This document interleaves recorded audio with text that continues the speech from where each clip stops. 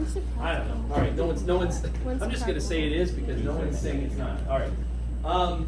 So chapter 16, I've always felt was kind of a weird chapter. They call it sensory, motor, and integrative.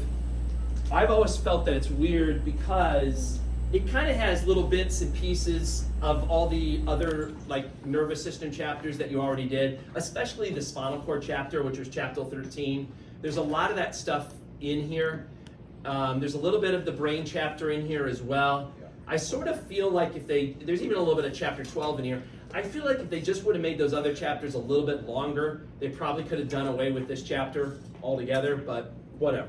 All right, so there's bits and pieces of all it. So the sensory part of this chapter is going to refer to, different types of sensations. We're mostly going to talk about what are called somatic sensations. Those would be like your general skin sensations, touch, pain, temperature, itch, tickle, that kind of sensations.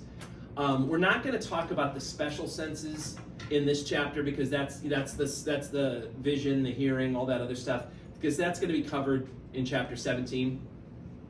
Motor systems, we will talk about some of the motor pathways. We already brought up these motor pathways in the spinal cord chapter, all right, but they're going to raise their ugly head again. This is when we talk about things like the corticospinal pathway or the corticobulbar pathway or the indirect motor pathways like the rubrospinal, the tectospinal. So it's a little bit of repetition, but that's okay because there's a lot about these pathways on the final exam, so I think it's good to kind of nail it and make sure you really know it. And then integrative systems, this is stuff that probably could have been covered in the brain chapter, talking about sleep and learning and memory and stuff like that. But anyway, so here's the big picture. The first three topics, you can see they all deal with like sensation in some way. Then we go on to motor stuff, and then at the end we kind of do the integrative function part of the cerebrum. So first, sensation.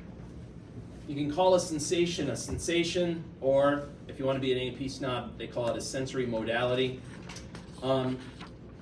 Sensations can be somatic, visceral, or special. Somatic, again, think like skin, okay? Like the stuff that's detected by your Meissner's corpuscle, your Pacinian corpuscle, pressure, touch, itch, tickle, hot and cold, pain sensations, even proprioception. It kind of falls under the somatic, like knowing where your body parts are in space without having to kind of look.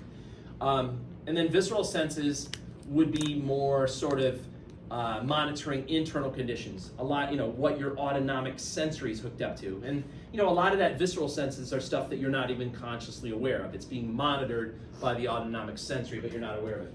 The special senses would specifically refer to hearing, vision, touch, all that, or it's not touch, but taste and all that stuff, and we'll cover that in chapter 17. So, how do you sense stuff? Like, what has to happen for you to be aware of a sensation? And there's four kind of general steps. First of all, you got to stimulate the sensory receptor with the stimuli, and it's got to be the stimuli, or I should say the receptor has to match up with the appropriate stimuli. Okay, there's something called selectivity. We'll discuss it in a second, but there's no one size fits all. There's no one grand receptor that can detect all stimuli. You have to have a specific type of receptor for each specific type of stimuli. So for example, if you have a touch stimuli coming in, that could only be detected by a touch receptor. It's not going to be detected by a pain receptor. Okay? So it's got to be an appropriate stimulus stimulating the appropriate sensory receptor. That's step one. Step two is converting the stimulus into an electrical signal. That's transducing the stimulus, right? Essentially, this means, first converting it into a graded potential, right? That's the first step. And then in step three, this is when we get into, adding those graded potentials together and asking yourself, did you reach threshold or not? And if you did, then you're going to get an action potential. And so they're using the term nerve impulse here, but if you in parentheses off to the side, you just want to write action potential, it means the same thing. Those action potentials that you get, they're gonna the neurons that are connected up to the sensory receptor, they're referred to as first order neurons. I'll explain what that means a little bit later on, but just to give you a heads up, I guess now, it actually takes 3 sets of neurons to connect the sensory receptor all the way up to your cerebral cortex. And the first set of neurons that are in that pathway, they're called the first order neurons. They're the ones that are actually physically connected to the sensory receptor. Eventually, you go to step 4, and that's when you have to reach the particular area in your brain where you become consciously aware of that sensation, right? You can be great at all these other 3 steps, things could be fine, excuse me, but if you don't actually reach the part of the cerebral cortex, you won't even be aware of that sensation, right? So like if it was a touch sensation, remember, you have to reach the primary somatosensory area, which is in the post-central gyrus of the parietal lobe, and that's when you become consciously aware of it. Or if it's like a visual sensation, it has to reach the primary visual area, which is in the occipital lobe, all right? So that's what's happening when in the 4th step. All right, so let's start first just talking about the sensory receptor. So it all starts with the sensory receptor. Now, a lot of times, the sensory receptor is nothing special. Most of the time, the sensory receptor is literally just the dendrites of that first order sensory neuron. That's all that, I know we've been talking like a sensory receptor like it's some big deal, like it's something separate. Most of the time it's not. It's just the dendrite part of that first neuron, okay? Now sometimes it may be a little bit fancy, they may wrap some connective tissue around it or whatever, but usually it's just like the dendrites, okay? Again, in order to stimulate a sensory receptor, it has to be the right receptor for the job, and that's called selectivity. A pain stimuli won't stimulate a touch receptor, and vice versa, a touch stimuli won't stimulate a pain receptor. There are 3 different ways to classify sensory receptors. They're all based, they're based on either structural or functional characteristics. The first way is just like their shape. What do they look like under the microscope? And there are 3 choices that I'll explain: free nerve endings, encapsulated endings, or separate cell. The next way to classify them is based on their location. Receptors that are close to the surface of your body, like in the skin, or like your special senses, like your eyes, your ears, things like that, they're called exteroreceptors. They're on the outside of the body. Receptors that monitor internal body conditions, those are called interoceptors, or sometimes they also call them visceroceptors. And then the third way to classify receptors is based on the type of stimulus that they detect. So if you detect pain, you're called a nociceptor. If you detect temperature, you're called a thermoreceptor. If you detect chemicals, you're called a chemoreceptor. So there's all these different ways that you can classify them. So let's talk about microscopic structure first. And these are the 3 choices you have for your standard sensory receptors. Now, we're specifically referring to somatic sensory receptors. When we talk about the special senses, those type of sensory receptors can be pretty complicated. Like when we talk about the retina in the eye, when we talk about the inner ear, those are pretty complicated. But your general somatic sensory receptors come in these 3 types. The simplest possible type you can have is this first one up here, where it's called free nerve endings. That just means that the receptor is just the dendrites of the sensory neuron, all right?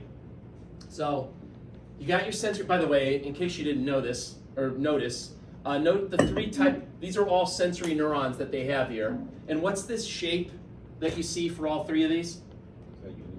They're all unipolar, right? Just remember that they drew it that way because sensory neurons are usually unipolar. But anyway, first example is the simplest, free nerve endings. It just means bare dendrites, that's all it is. What's an example of a type of receptor that uses free nerve endings? Your temperature receptors. The ones that detect hot and cold, they are designed that way. They have free nerve endings. Your pain receptors, they're also free nerve endings. The ones that detect itch and tickle sensations, those are also free nerve endings. The middle option is just a little bit more complex. They're referred to as encapsulated nerve endings. And here what you've done is you're still just basically taking the dendrites, but you've wrapped some connective tissue around them. And you already saw those guys. Those are things like the Meissners and the Pacinian corpuscles that were in your skin. They just wrap crap around them, okay? And then the third option is to just, instead of having the receptor be a part of the sensory neuron, have it be a separate cell. So in this case, the receptor is completely separate from the sensory neuron. So what that means is there'll be the receptor cell, and then the receptor cell has to release neurotransmitters that then stimulate the sensory neuron. And you saw an example of that already in the skin when we talked about Merkel cells, right? That, remember the Merkel cells that kind of sit in the stratum basale, right? They're an example of that kind of design where you have a separate cell. Okay. With all of these things, some kind of a stimulus is going to be coming in, and the stimulus is going to cause a graded potential, right? That's step 2. Step 2 is when you transduce the stimulus and you create a graded potential. Now, they have different names. Again, I hate the fact that they use so many different names because I think it's confusing for students. But if you have a graded potential and it's in either a free nerve ending or it's in an encapsulated nerve ending, they call those graded potentials generator potentials. It's the same thing as a graded potential, right? The stronger the stimulus, the bigger the potential, all that jazz. It's just that when you're specifically looking at those sensory receptors, they use the term generator potential. If you look at a graded potential and it's in a separate cell, like here, then they call those graded potentials receptor potentials. It's just more terms for the same stuff, basically.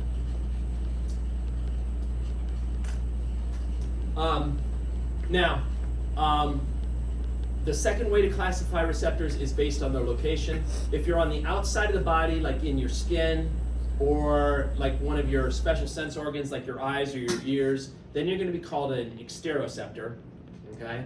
And they're on the outside of the body for a reason, because they're designed to respond to, things in the environment, external stimuli. That's why they're located there. If you're a receptor that's deep inside the body, that's called an interoceptor or a viscoreceptor. And those are going to be like in the walls of your hollow organs, like your stomach, in the walls of your blood vessels, etc. And those are usually monitoring, sensory signals that you're not consciously aware of. They're going to be connected. Interoceptors are going to be connected up to autonomic sensory neurons, so they're bringing signals in that you're not consciously aware of. Okay, monitoring, how full or how empty is your stomach, or what's your current blood pressure, or what's the pH of your blood right now, that kind of information. And then proprioceptors are the third category. These are the ones that are going to be inside your muscles, your tendons, and your joints, and also in your inner ear. We haven't covered it yet, but these are the ones that tell you where your body parts are in space without you having to look. When you close your eyes, you know that if you do this, you know that your arms are out in front of you, or if you do this, you know that your right arm's bent and your left arm's straight. You don't have to look, because there are these muscle spindles, Golgi tendon organs, joint kinesthetic receptors that are providing you with that information. And then the last way to classify sensory receptors is based on what type of a stimulus they detect, right? If you're detecting touch stimuli or pressure or vibration, you're called a mechanoreceptor. So the Meissner's corpuscles, the Pacinian corpuscles, they would all fall under that category of mechanoreceptors. If you're responding to temperatures like hot or cold, then you're a thermoreceptor. If you're responding to pain, you're called a nociceptor. If you respond to light, like in the retina of your eye, that's called a photoreceptor. And photoreceptors come in two types that I'm sure you learned about in a general bio class. What are the two types of photoreceptors you have in your eye?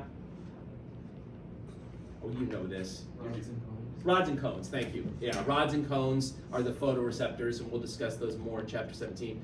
Chemoreceptors, these are ones that respond to chemicals. So, for example, your sense of smell, your sense of taste, those come from chemoreceptors that are located in your nose and on your tongue.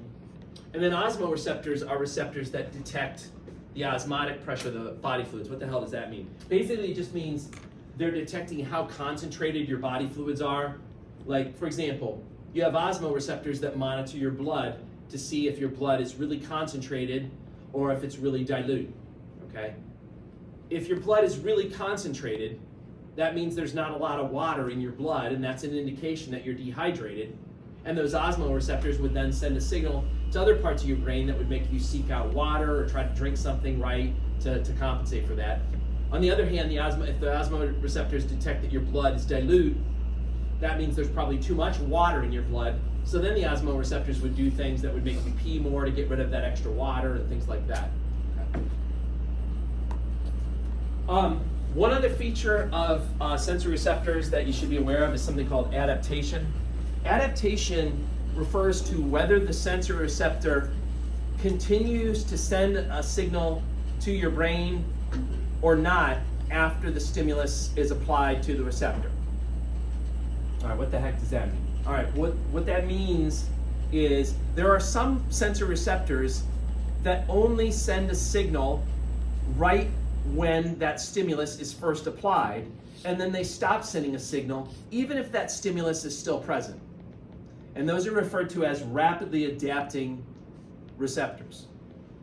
For example, Meissner's corpuscles in your skin are rapidly adapting receptors. They detect touch, but only the onset of touch, only when somebody first touches you. So somebody touches you on the arm, boom, they send a signal to your brain.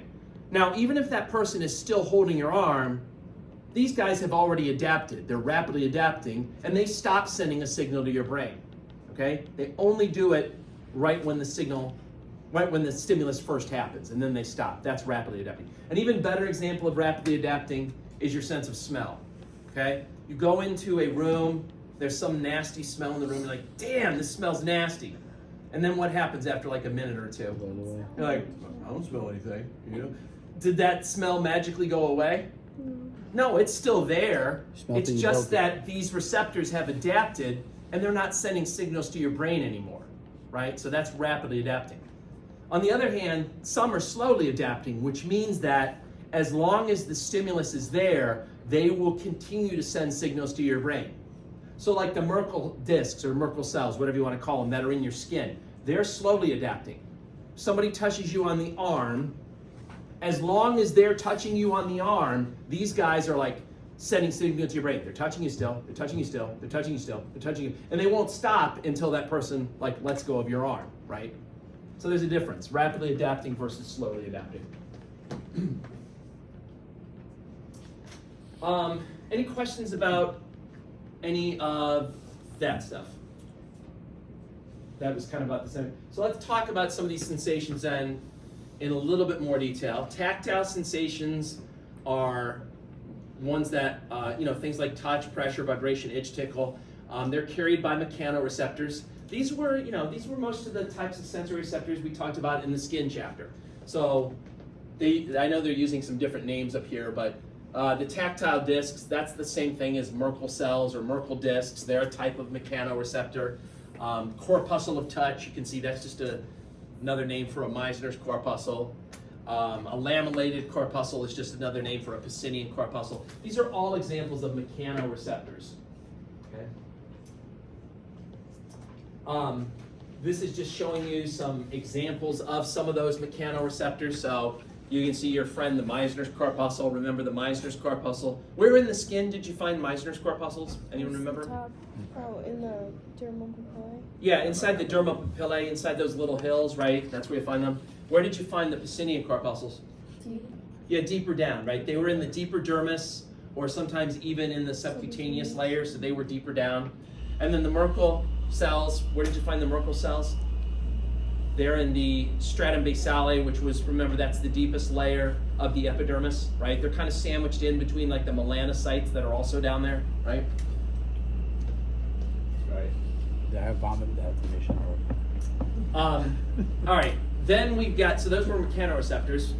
We also have then thermoreceptors that are like in your skin. Thermoreceptors, they usually have their design is they have a free nerve ending design. So they're very simple, right? They're just basically the bare dendrites.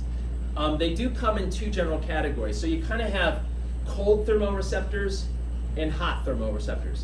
You can see cold thermoreceptors, they can do a range of rough, I mean, I guess you'd have to carry this graph out, but somewhere between like 0 and maybe about 43 or 42 degrees centigrade, that's where a cold thermoreceptor can detect, versus a hot thermoreceptor could detect anything from like 30 degrees to maybe about 49 degrees.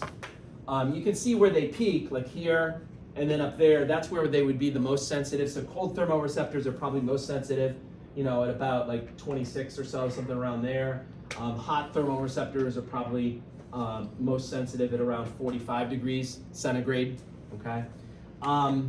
Notice that if you're, you know, if you're below 30, you'll only be stimulating cold receptors. If you're above about 42, you'll only be stimulating hot thermoreceptors, and then if you're in this range, you'll be stimulating both of them. What happens if you go outside these ranges completely? Like, what if we continue this graph down, and what if you had a temperature that's, say, below 0, or you had a temperature that was above 49? Would these guys detect that? No, they would not detect. You would not perceive those sensations as being cold or hot. However, the pain receptors would take over at that point, and you would experience it as pain. Okay, when you're outside these extremes here, it then falls on the nociceptors that then perceive it as pain. Yeah. So that's like when you touch really hot water and it doesn't even feel like it's hot. It's It like, just immediately hurts. Yeah. Mhm. Yep. Yep. Okay. It's a protective mechanism. Yeah. You know, your body's like, wow, these are really extreme. I bet if I keep my hand here any longer, I might damage the tissue. So you experience it as pain. Yeah. All right. Speaking of pain, so pain is important. It serves a protective function. Why is pain important? Prevents us from doing things. Yeah, it tells us that something serious is going on in our body, right? It tells us when something harmful is happening. You know, we all hate pain. Everyone's always hating on pain, right? But it's there to make us aware that a problem's going on, right? So you don't ignore it, right? Like a pop-up reminder on your calendar or something. You know, it's like there to tell you, hey, you know what? You might want to get that looked at, or you might want to get that checked out. So pain sucks, but you need it to survive, to make you aware of problems that might be going on in your body. Pain receptors are very simple. They are free nerve endings. So just like temperature receptors, they have that free nerve ending design. Any kind of intense stimulation of the other categories, if it's too intense, can stimulate a pain receptor. So too intense of a temperature can stimulate a pain receptor. Too intense of touch, like someone gently pushes like a toothpick into your, just gently a little bit, a toothpick in your arm, you're gonna pick it up by a touch receptor. But if they keep going, it's gonna start to hurt, right? Or, you know, even like light, like somebody shines a light in your eyes, it's probably okay at first or something, but if it's really bright, it can actually start to experience pain from that bright light. Yeah, Olga. Are both receptors stimulated? It seems like both are stimulated. One is just dominating. Well, they would. You mean like the touch and the pain receptor? Yes, it's really Yeah, at hard. first, like building up to the right. First, the normal receptor would be stimulated, but then as you go beyond the boundaries of it, that's when the pain receptor would be like it's like up. You're touching me. Touch receptor. Touch receptor. Receptor. Oh, pain receptor. Pain receptor. Pain receptor. Like beyond that threshold. Yeah. Yeah. They all seem to eventually go to a nociceptor. Like I noticed that touch. Correct. Yeah. Eventually, pretty much for all of them, will go to a nociceptor. After you go beyond their limits, it'll go to a nociceptor. Yeah. Now, there's two types of pain. They both suck, but and I'm sure you're aware of this. There's fast and slow pain. Emotional. Fast, right? Emotional, right? Fast pain and slow pain. Fast pain comes because of the A fibers. Remember from chapter 12, that's a type of axon. It's got a big diameter, it's myelinated, so it sends the signal very quickly. That type of fast pain is usually described as sharp. It's well localized, like you can point right where it hurts if somebody asks you. Slow pain, on the other hand, happens more slowly because of the unmyelinated C fibers that are carrying it. Those are very small ones. They carry the signal slowly. This type of pain is described as more like throbbing type pain. And a perfect example of these two, you can try it tonight. You can try it before you even leave the parking lot. How about that? This is a great thing. You don't even have to go home for this. I want you to go out to your car. Now, it didn't help if you took the bus here today. I apologize. You won't be able to do that. Well, maybe you could convince the bus driver to help you. But anyway, you go to your car, and what I want you to do is all you need is your 2 hands and the car door. That's all you need. I want you to open the car door, and then I want you to put your hand in the way, and then I want you to slam the car door on it. All right? What's going to happen right when you first slam that car door? You're going to get screaming out, and you're going to be going nuts because you've hit this. You've hit the fast pain, right? The type A fibers. But then the fun doesn't end there, right? Because then after about 10 to 15 minutes, your hand's like, whoom, whoom, whoom, whoom. That's that crap kicking in later on, right? That's the slow pain that's coming later, right? Have you ever closed the door in your hand before? Oh yeah. It's quite painful. No, it hurts. It hurts like hell. Yeah, I always feel like I don't know how many times I've done it in my life, not that many, but I always feel like I've broken something. It always like, No, yeah. closing the hood of the car sucks because it locks. Oh, you did that with the hood one time? Yeah. Oh yeah, that doesn't sound I'm trying to scream. Olga, It's, yes. It's not technically 2 types. It's one pain after another. First, it's the same pain. It's the same, from the same stimuli. Yeah, it's from the same stimuli, but it's involving different pain receptors using different axons. Yeah. Okay, appendicitis. Yes. It starts all over, and then it localizes. It's localized. Right. That's because that's a little bit different situation. That has to do with first causing sort of a visceral pain by involving the wall of the appendix itself. So that gives you kind of a diffuse pain where you don't really know where it is. But as the appendix gets larger and more inflamed, it will actually start to stimulate the peritoneum that's in that area, and it'll become more localized at that point. So it's a little bit different situation. It's not for with appendicitis. The difference isn't following like the A fibers and the B fibers. It just depends on how far along the disease process is, like how big the appendix is, et cetera, et cetera. Yeah. Speaking of appendicitis, that also then brings up the topic of visceral pain and superficial somatic pain, deep somatic pain. The type of pain you feel in your skin is called superficial somatic pain. The type of pain that you find like in your joints or in your muscles or your tendons or in the fascia, that's deep somatic pain. And then the type of pain that's like really far inside your body in the organs, like an appendicitis or whatever, that's visceral pain. And that comes because you have pain receptors in the walls of your hollow organs. And when they get stimulated, you will feel the pain there. But what's interesting is as the signal comes into your central nervous system from those internal pain receptors, they meet up and they synapse with pain receptors, with pain neurons coming in from other areas of your body, from the skin. And so you can feel visceral pain not only kind of in the area where that organ is, but you can also feel it sometimes in places on your skin that aren't even really that close in proximity to where the actual organ is. And that's what's called referred pain. And it's a very interesting, it has to do with how the neurons are coming in to your central nervous system and how they kind of synapse with each other so you experience this more remote pain. And they've actually created maps of it. This is basically a referred pain map of your internal organs. And the classic example, I think, of referred pain is when someone has a heart attack.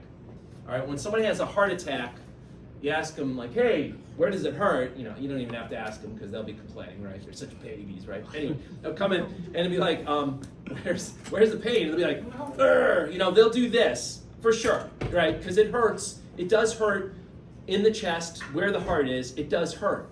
But a lot of times, what else do they complain of? They complain of pain shooting down their left arm, right? Their heart's not in their left arm. Why they feel? That's the referred pain that comes from kind of mixing up those signals as they come into your central nervous system. So you can see on this map here all these different areas. Another good one is like your gallbladder. Your gallbladder is in the right upper quadrant. It sits underneath your liver. And if somebody has like gallstones inside their gallbladder, when they eat a meal, especially a fatty meal, the gallbladder tries to squeeze its bile out, but because the stone's there, it blocks it. It becomes very painful, and you'll have like a gallbladder attack after you eat a meal. People that have a gallbladder attack after eating a meal, they'll complain of pain in this area. They'll be like, where's the pain? It's like there. But then they may also say, yeah, but like, I don't know, it's really weird, Doc. Sometimes I feel like it's like going up, I feel like I have pain up in my shoulder and stuff. And that's because you can actually have referred pain up to your right shoulder when you're having like a gallbladder attack, okay? So this is a really important map to know if you're like a ER doc, or if you're a diagnostician that has to see patients and actually make the call on what their diagnosis is. This can be really helpful because you want to be aware that when somebody complains of like shoulder pain or whatever, make sure you get the full picture, because you don't want to write something off like, you know, like some guy comes in and is like, oh, my left arm hurts and I've been short of breath, and like, you know, you just probably pulled one of those muscles in your forearm, right? They probably they might have had a heart attack going on, right? So, you know, you got to be careful when you, especially if you're the one making the call and the diagnosis. It's really useful to remember this this map here. All right. Proprioceptive sensations. Again, this just means knowing where your body parts are in space without having to look and see. And there is basically 3 types of proprioceptors: muscle spindles, Golgi tendon organs, and joint kinesthetic receptors. Not to mention the stuff that's going on in your inner ear, which we'll talk about when we do the special senses. But anyway, these are the guys, the muscle spindles. You may remember them from chapter 13. They measure how long your muscles are. Every muscle has a set length that it likes to be before you use that muscle. And there's always a little bit of contraction in your skeletal muscles to give you the optimal starting length so that if you do decide to use that muscle, it's ready to go. And the reason why they have an optimal length has to do with something we talked about in the muscle chapter called the length-tension relationship, where you like to have, when a muscle's at rest before you use it, you like to have a little bit of overlap between the thick and the thin filaments so that then they can get a good grab and really kind of contract well together. If your muscles are too stretched out as your starting point, the thick and thin filaments kind of look like that, and so when you do try to use them, it's really hard to get a good contraction because they're not overlapping at all. So there's an optimal length, starting length, and the muscle spindles monitor that. And as you know, if they get pulled too far, then you'll trigger one of those stretch reflexes like the knee jerk reflex or the ankle jerk reflex or the bored student reflex, right? Remember you do that thing when you do with your trapezius, right? It's getting stretched too far. This is a picture, I don't know if you remember, but I showed you this way back like in early September, and I was like, I don't know why I have to show you this now. Since I still don't know why I had to show you that back then, but whatever. This is showing you that's a muscle spindle inside of the muscle, so that's measuring the muscle length. And then this is a Golgi tendon organ in the tendon. It's measuring how much tension or how much contraction is built up in the muscle, okay? Muscle spindles, the number of muscle spindles tends to vary based on how precise that particular muscle is. If it's a muscle like in your forearms that's used to control your fingers or some of the smaller muscles that are in your hands themselves, you have a lot of fine control over those. And in order to monitor them precisely, you're going to have a lot of muscle spindles in those muscles. Or like the muscles that move your eyes, we'll talk about those in a second, the external or the extrinsic eye muscles. They have a lot of muscle spindles in them because you need to precisely monitor how much contraction or what the length is of those muscles, right?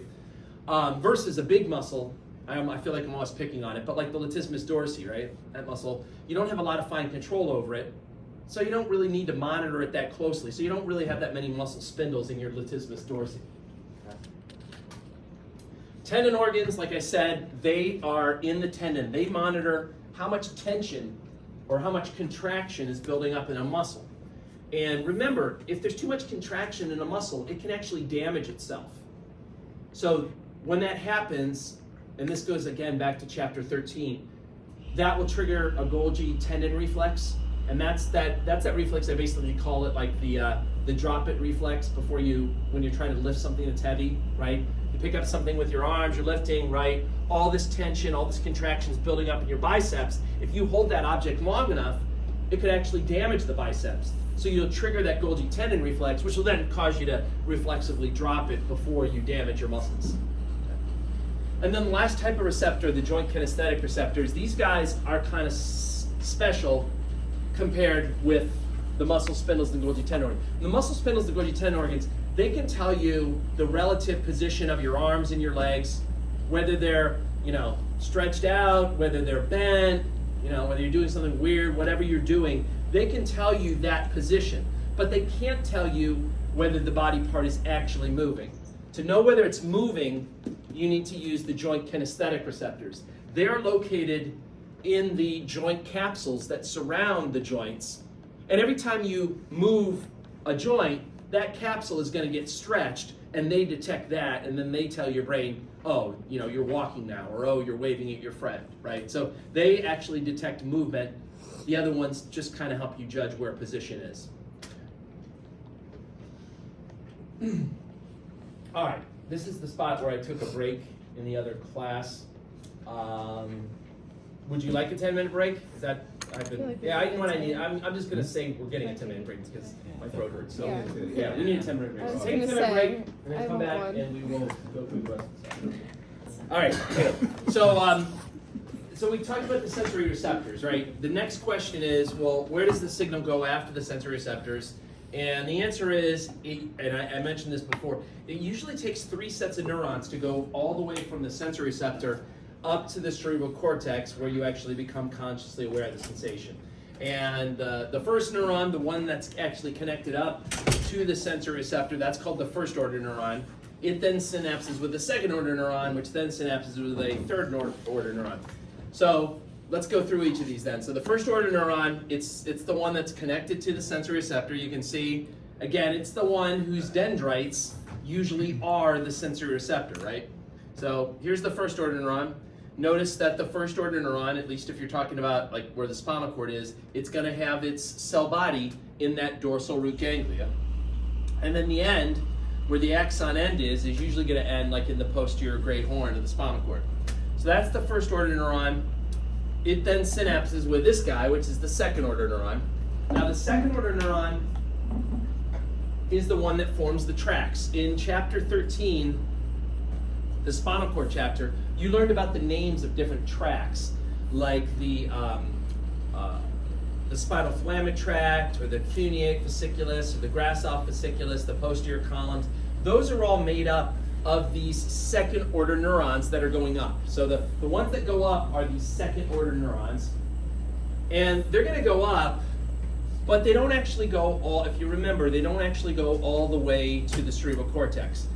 Most incoming sensory signals are going to stop off at our friend the thalamus first, with the exception of what? Was the one sensation that Smell. Smell doesn't do this, but all other sensations stop at the thalamus. So the second order neuron will begin where it synapses with the first order neuron, then it'll go up as one of those tracts that have different names, and eventually it'll stop and it'll synapse in the thalamus. Then the third order neurons take it from the thalamus up to the cerebral cortex, where you become consciously aware of it. And again, if we're talking about a skin type sensation, it's going to have to take it to the primary somatosensory area of the cerebral cortex, which is located in the post-central gyrus of the parietal lobe. Okay, that's where you have that sensory homunculus guy where you can lay out the body parts. Notice that incoming sensory signals do cross sides at some point, so that when you have a sensation on the right side of your body, it has to reach the left side of your brain, and the sensation on the left side of your body has to reach. In this, it just depends on the particular set of neurons that you're talking about, but they'll usually cross over someplace either in the brainstem or in the spinal cord. You could see here the first order neuron's coming in on the right side. It's synapsing with this second order neuron, which then is, in this example, happens to be crossing sides in the brainstem, and then the second order neuron goes up and synapses with the third order neuron. This is just a repeat picture from, I guess, what was it, chapter 13? No, chapter 14, sorry. This is a repeat picture from the brain chapter, just showing you that sensory homunculus again. Again, the size of the body part is not based on its actual size, it's based on what? How sensitive that body part is, right? So the more sensitive the body part is, the bigger the space it'll get on your cerebral cortex. Now, this is just the names of some of these sensory pathways, and these are not new names. These names did come up for the most part in chapter 13, the spinal cord chapter. So just to refresh your memory about some of these, first of all, the first sensory pathway we have is referred to as the posterior column medial lemniscus pathway. Now, I don't think we used this term back in chapter 13, but we did talk about the posterior column system, and that's where you get into the thing called the Grasov fasciculus and the cuneate fasciculus. That's in the posterior part of your spinal cord.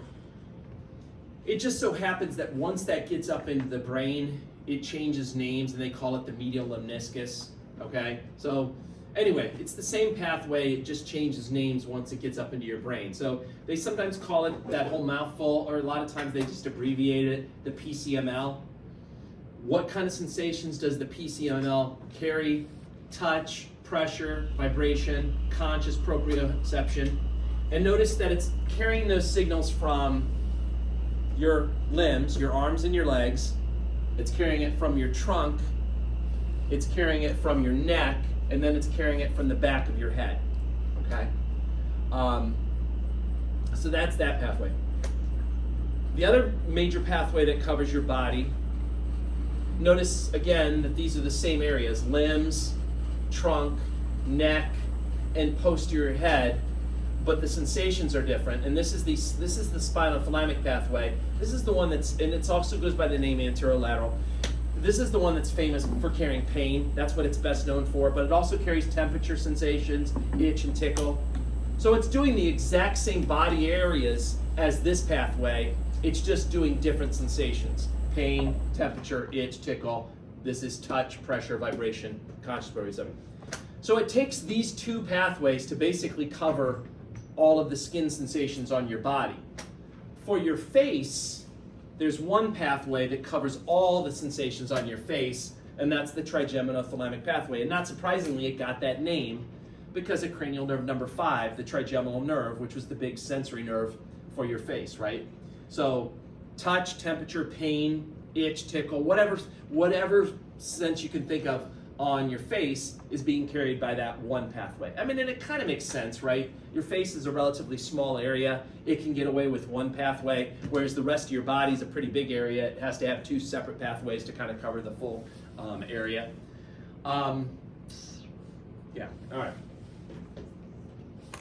Now, one other sensory pathway that I don't think I specifically mentioned in the spinal cord chapter, but it's one that I sort of alluded to when I talked about the job of the cerebellum, and that's called the spinocerebellar tracts. These guys, if you remember, what was the job of the cerebellum? Like balance or Yeah. control. Yeah, it was kind of I like to think of it as a quality control center for your body movements. It does control balance for sure, and posture, but I like to think of it as a quality control center for your body movements. When you want to move a body part, the idea for that is going to start in the frontal lobe of your cerebral cortex. But as that idea goes down, it's going to stop off at the cerebellum to kind of say, this is my planned movement. And then you'll do the movement, and then the signal gets sent back up using these spinocerebellar tracts to tell the cerebellum what the actual movement was. So this is a pretty good diagram over here. I'll just walk you through it. So your idea for movement is starting up here in the motor area of the cerebral cortex. Again, that would be in the precentral gyrus, which is part of your frontal lobe, in what's called the primary motor area. So that's your idea for movement. It comes down, and as the signal comes down, it's going to be sent into the into the cerebellum. It's going to be sent into the cerebellum saying, psst, this is the movement that we're planning on doing, just so you know. This is what we want to do, right? Notice the signal will continue down following that red line, and then that's ultimately going to take the signal to your skeletal muscles that'll make you do the actual movement, right? So then you do the movement, And then the muscle spindles, the Golgi tendon organs, the joint kinesthetic receptors that are in that particular muscle group, they'll monitor what actually happens. And then they'll use the spinocerebellar tract, which would be this blue line coming up here, to then go back into the cerebellum and say, this is the actual movement that just happened. Now the cerebellum has two pieces of information. The red line tells it what you'd want it to do, and then that blue line is telling you what actually happened. And if the two match up, awesome. Congratulations, you're probably really coordinated or whatever. But if they don't match up, then the cerebellum's like, all right, I'll try to fix this. And then usually in this green line here, it'll send what's called corrective feedback to try to make it so that your actual movements match up with your intended movements. Okay? Is that like a rationalization type of feedback where you're like, oh, like I missed the ball because of A, B, or C type stuff? Yeah, maybe. I mean, I'm sure you're consciously aware of what you did wrong. Yeah, I'm sure that signal's also, it's not just happening necessarily subconsciously. Yeah, it's probably also being sent to you and telling you screwed up. Yeah, yeah. All right. Now we're going to switch gears and talk about motor stuff. That was all kind of sensory stuff. Now we're going to talk about motor stuff.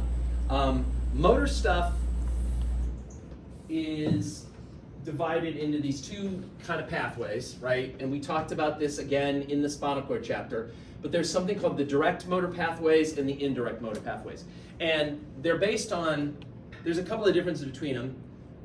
One difference is based on where they start. The direct motor pathways start up high in the cerebral cortex. They start in that precentral gyrus of the frontal lobe in that primary motor area.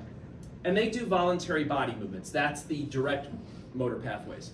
The indirect motor pathways start lower. They start in the brainstem, and then they go down. And they do more automatic movements, like the swinging of your arms when you walk, things you don't have to think about, okay?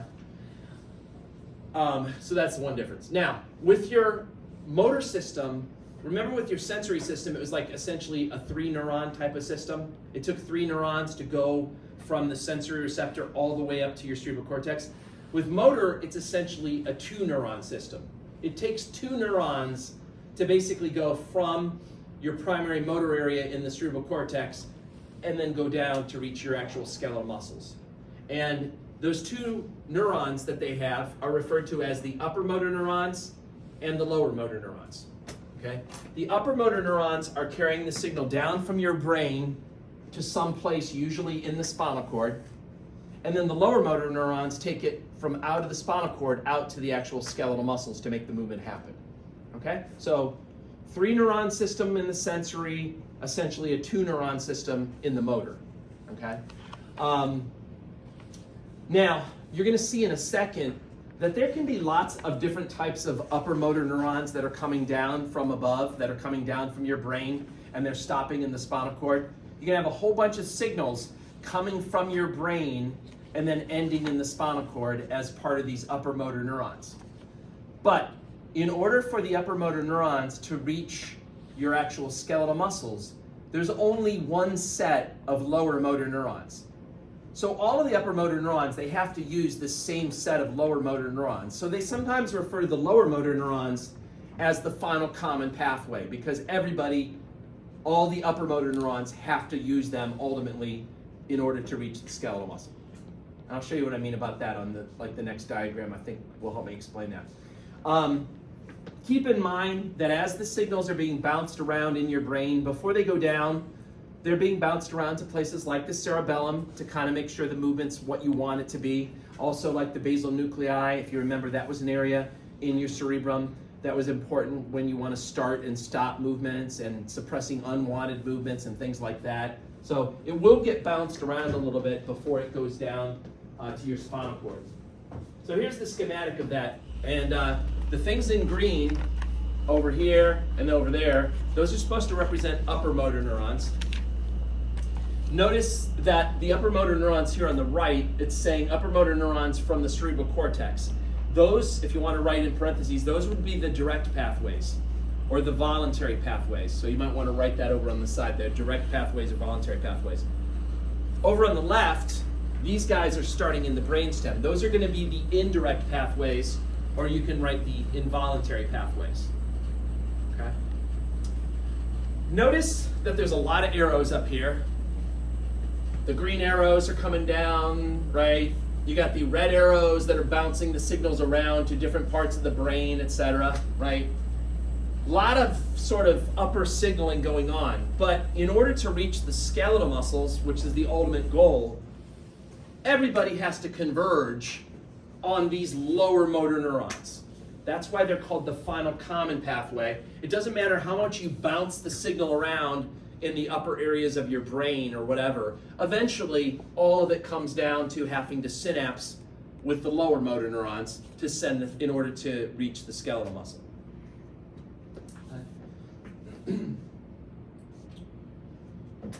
All right, so let's talk about the direct pathways first. Again, you can call them the direct pathways, you can call them the voluntary pathways. These are the ones that you use when you're doing voluntary movements, waving at your friend, walking across the room, texting, whatever the hell you're doing.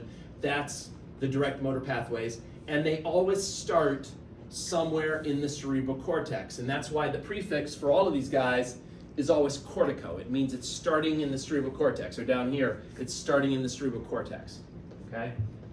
Now, similar to what you had for your sensory, it takes two pathways to kind of cover all the movements of your body, and then it takes one pathway to cover the movements of like your face, smiling, frowning, and things like that, okay?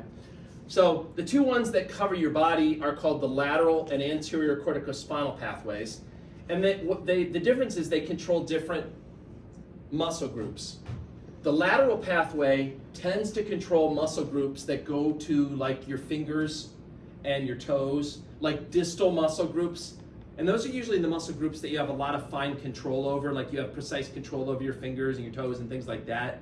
So that's where the lateral pathway goes. The anterior pathway is going to more proximal muscles. These are your bigger muscles like your pecs or your pick on Sisyphus dorsey or the trapezius or whatever, your bigger sort of trunk muscles, etc. The ones that you don't have a lot of fine control over, they're going to be connected up with the anterior pathway. Another difference between these two pathways is where they cross sides. I'll show you that on the next diagram, but the lateral pathway will cross sides. That's what the word decussate means, by the way, to cross sides. The lateral pathway will cross sides in these pyramids that, if you remember from the brain chapter, they're like in the front of the medulla. So this guy crosses sides in the pyramids of the medulla. This guy, on the other hand, waits. It doesn't cross in the medulla. Instead, it waits until it gets down to the spinal cord level, and then it crosses sides at the anterior white commissure that's in the spinal cord. A good neurologist memorizes all these areas of crossing over. And by doing a thorough neurologic exam on a patient, testing sensitivity, testing motor, and knowing all this anatomy where things cross, a good neurologist can pinpoint where a problem is in the patient's nervous system without even getting like an MRI or a CT scan. Just based on their knowledge of the anatomy, where things cross over, that can give them a lot of information if they do a detailed neurologic exam. The corticobulbar pathway, as I mentioned, that controls voluntary movements of your face. So, anyone remember the cranial nerve that was responsible for facial expression? It's 7. It's the facial nerve, right? So the corticobulbar pathway connects up to cranial nerve number 7, which is your facial nerve. Okay. So this picture is showing you the two corticospinal pathways. Notice they both start in the cerebral cortex. They both start in the primary motor area of the cerebral cortex, which is in the precentral gyrus, which is part of your frontal lobe. They then go down, so these would be the upper motor neurons that are coming down. And then notice the one difference where they cross sides. The lateral corticospinal, as I mentioned, is crossing sides when it gets to these pyramids, which are on the front of the medulla, versus the anterior corticospinal isn't crossing. It goes through the pyramid, but it doesn't cross there. Instead, it goes all the way down until it gets to the spinal cord, and then it crosses over using the anterior white commissure once it gets down there, okay? The other difference to note is just this little detail here. Again, Lateral corticospinal is going to distal muscles, ones that you have precise control over.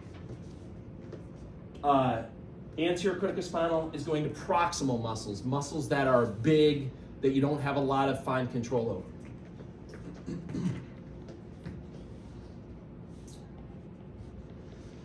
Then you have the indirect pathways. The indirect pathways, also known as the involuntary pathways, they're also known by the name the extrapyramidal pathways. I guess I should have pointed that out before too. They sometimes refer to these two pathways as the pyramidal pathways because they do cross through the pyramids as they go down. But they refer to the indirect as the extrapyramidal because they don't pass through the pyramids as they go down. It's just, I mean, they've got so many damn names for the same thing. You know, it's kind of frustrating. But anyway, the indirect, involuntary, extrapyramidal, whatever you want to call them, they all start lower in the brain. They start in the brainstem, not in the cerebral cortex, but actually in the brainstem. And there's 5 of them. They control more automatic involuntary movements like swinging your arms when you walk. And they have crazy names. And I did show you these names before when we did chapter 13. But all of these names, the front part of each of these words is based on a location someplace in the brainstem. Okay? It's just that the names are kind of weird. So for example, inside the midbrain, you may remember from the brain chapter, there's an area inside the midbrain called the red nucleus. Okay? Rubro is like Latin for red, like it's the same origin as like ruby, right? Like red gemstone, right? So that particular tract originates in the red nucleus of the midbrain, and then it goes down and it ends in your spinal cord. Or you already know this one, the tectospinal, right? What was the tectum? Anyone remember what the tectum was? It's the posterior part of your midbrain. The back, where the 4 bumps are, remember? The other name for that was, you call it the corpus quadrigemina, it's also known as the tectum. This one then starts in that tectum, and then it goes down and ends in your spinal cord. These guys, the reticulospinals, right? You may remember that inside your brainstem, there's an area called the reticular formation that kind of extends throughout the brainstem. A little bit it's in the medulla, a little bit's in the pons, a little bit's in the midbrain. The reticulospinal starts someplace in that reticular formation, and then it goes down to your spinal cord. Okay? So they have weird names, but there is a basis for it. All those weird prefixes refer to someplace in the brainstem. All right. Last topic in this chapter is the integrative functions of the cerebrum. Any questions about the motor stuff? Again, there's a lot of repeat stuff here between this and chapter 13, the spinal cord chapter, but it's good to know it pretty well because there's a lot of questions on it on the final, so it's a good topic to know. All right, integrative functions of the cerebrum. These are just topics that honestly they could have brought up in the brain chapter, but maybe they just felt like it was too long already. I don't know. We already mentioned the reticular activating system in the brain chapter. We're just going to deal a little bit more with like sleep here in a second. So when you go to sleep, you're temporarily turning off the reticular activating system. Remember, the reticular activating system will send signals up to your cerebral cortex that'll then basically like awaken you from sleep. Okay. Remember, most body sensations have signals that will go into the reticular activating system, with the exception of what? Smell, again, which again is why you should have like a smoke detector in your house for that kind of thing. So when you go to sleep, essentially the RAS is deactivated, or at least the activity is really low, like you're temporarily shutting it down.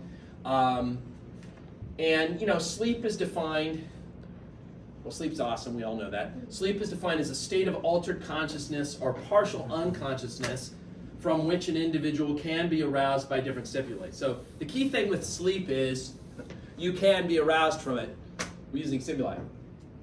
If you look like you're sleeping but you can't be aroused, guess what? You're in a coma, okay? And that's not good. That's different. That's a different thing altogether. That's a permanent turning off of the reticular activating system. Or if you're super lucky, you may come out of the coma, but in a lot of times you just never come out of it. Anyway, when you sleep, there are 2 types of sleep. There's REM, rapid eye movement sleep, and then there's non-REM sleep. And throughout the night, you alternate between these two types.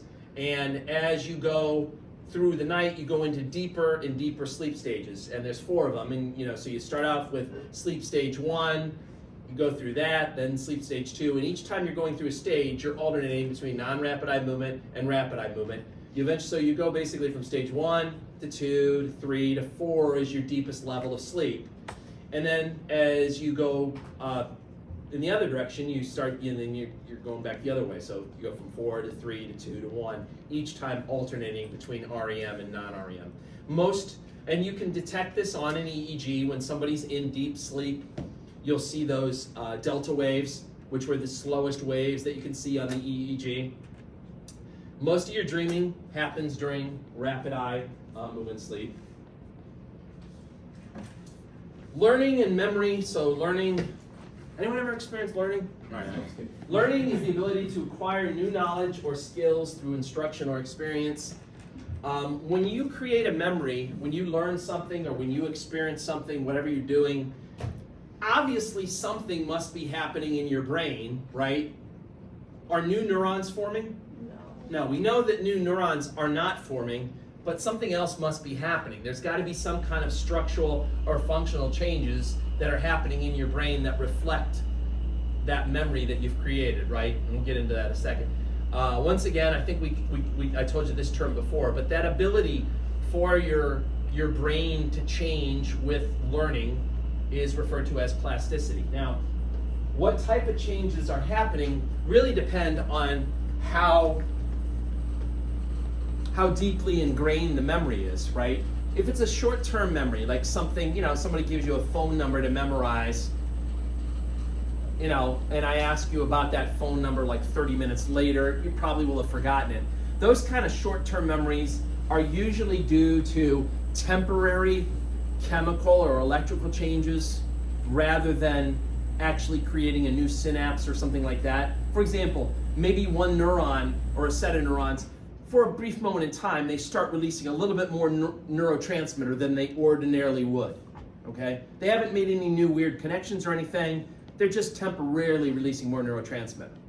Or maybe they're sending more action potentials than they ordinarily would, or whatever, okay?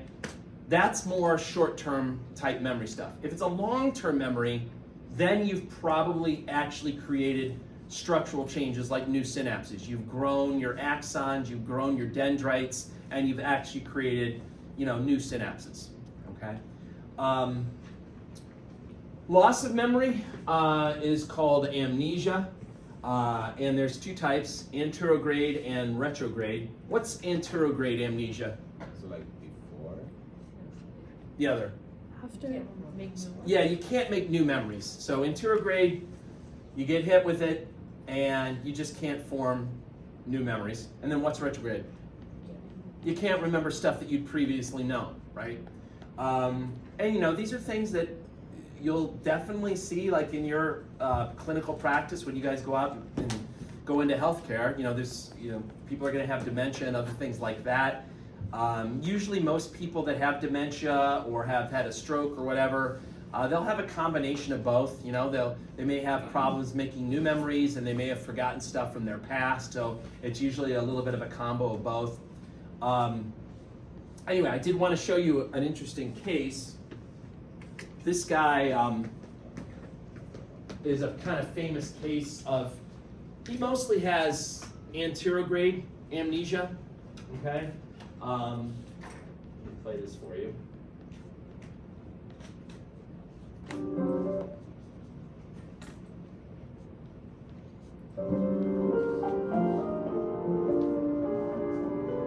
One man is consigned to live entirely within the present, with terrible consequences. Clive Waring has the worst case of amnesia ever known. 20 years ago, he lost his memory, and now his wife, Deborah, is the only person he recognizes.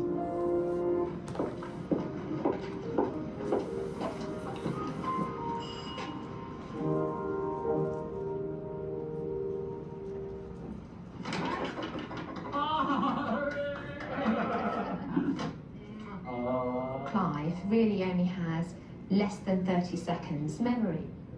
And sometimes it's as little as perhaps 7 seconds. It's as little as a sentence. I'm going to see your sister, Adele. Her daughter's got married recently I see. in New Zealand. Ah, And so they're having a party. funny how the ladies acquire a different title when they get married. Do you know who I'm going to see tomorrow? Buckingham Palace. No, really guess. I Do you- don't know. You don't know? Mm. Adele. Oh, I see. Do you know why I'm going? No.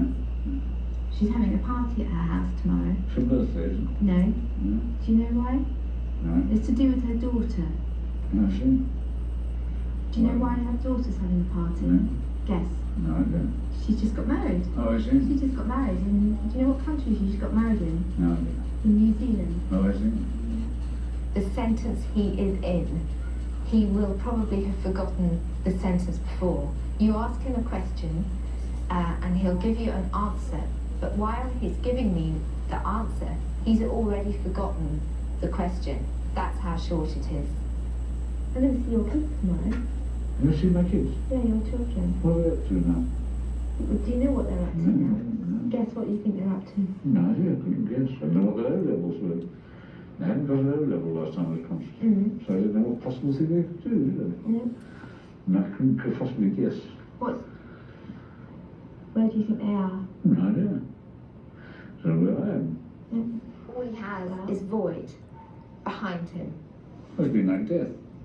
I've never seen a human being before. Never had a dream or a thought. The brain has been totally inactive. Day and night the same. No thoughts at all.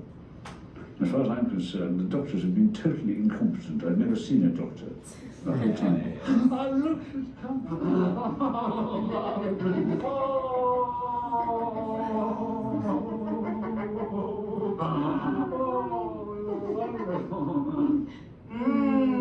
That's a very musical kiss.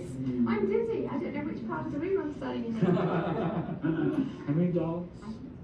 So, I mean, it's kind of interesting. It's interesting that it hasn't been progressive. I mean, he's basically stayed at one spot. It hasn't gotten like worse, and you can see he still remembers. Like he was actually a fairly famous like music professor over in London, and he still remembers how to play like certain songs. You saw him playing like his piano and stuff like that, but he just can't make like any new memories or anything like that, and he just So he can't make new memories, but he also doesn't remember certain people that were He, before. I mean, he has a bit of a blend Yeah. of anterograde and retrograde, but I think the crazy, I think it's more the anterograde that stands out. Like, it's just like out of sight, out of mind. And you saw like when his wife came back at the end, he had no idea he was just with her a few minutes ago, you know, it's yeah. All right, any questions about any of that stuff? Yes. How old is he? He is now, I did look him up, I thought he had passed, but, I don't know, hold on a second. How old is he? I mean, do you mean in that video, or how old is he now? Well, and was it To my apple? concussion or something? What happened to him? What happened? He had, I think, some kind of a brain infection is what happened, and they treated it effectively, but it had already done a certain amount of damage before they were able to treat it. Yeah, sorry, we can. This is kind of for our future lecture, Tim. I know we have our fun activity coming up. Are we, on that same day, are we also going over, you know how we usually do a lecture review? Are we doing that as well? Or is it just going to be the fun activity? It's for the